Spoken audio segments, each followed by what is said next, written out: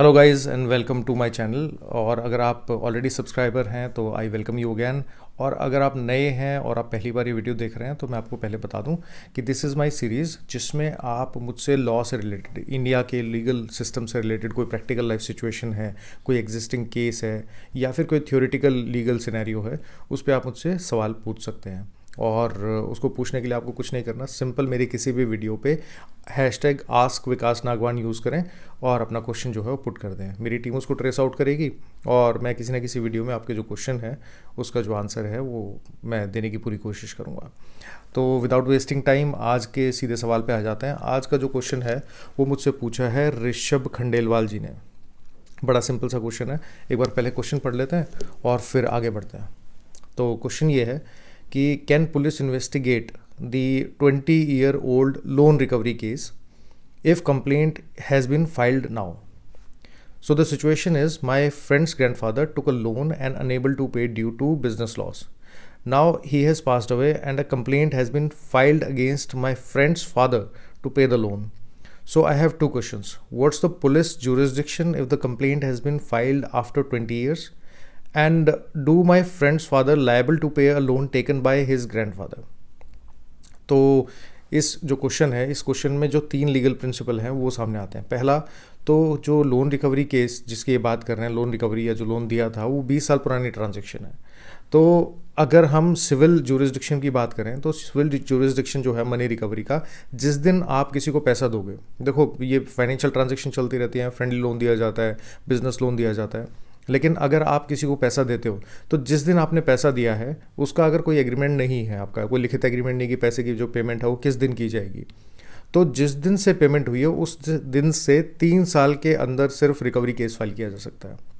उसके बाद किसी भी तरह की civil recovery money proceeding institute नहीं हो सकती। There is a bar in law, limitation act में स्पेसिफिक सेक्शन है जो कहता है कि जो लिमिटेशन से बाहर के केसेस हैं तो उनको कोई भी कोर्ट एंटरटेन नहीं करेगा। तो as far as the recovery case is concern, तो भाई ऋषभ जो तुम्हारे फ्रेंड के फादर हैं उनके अगेंस्ट सिविल केस तो नहीं हो सकता। दूसरा, अब ये कह रहे हैं कि what is the police jurisdiction if complaint has been filed after 20 years.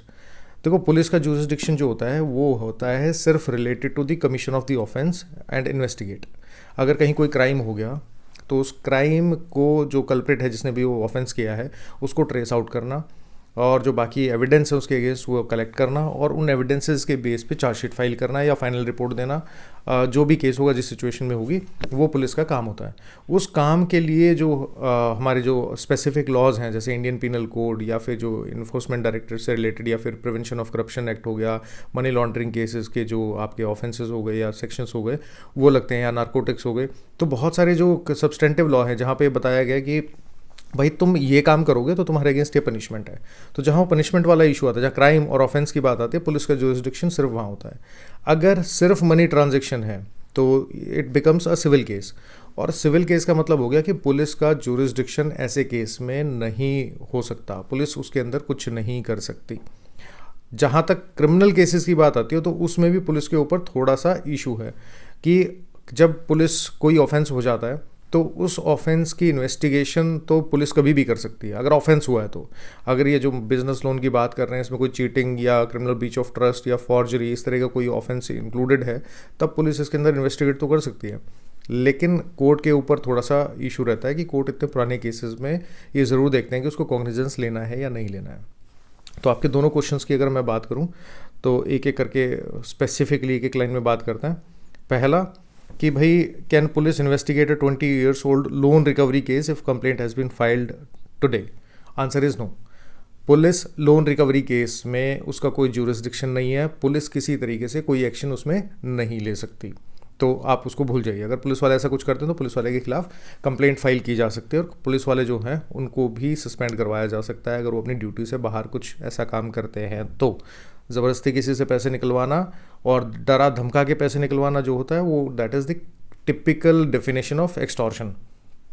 दूसरा कि जो है कि व्हाट्स द हाँ, do my friend's father liable to pay a loan taken by his grandfather.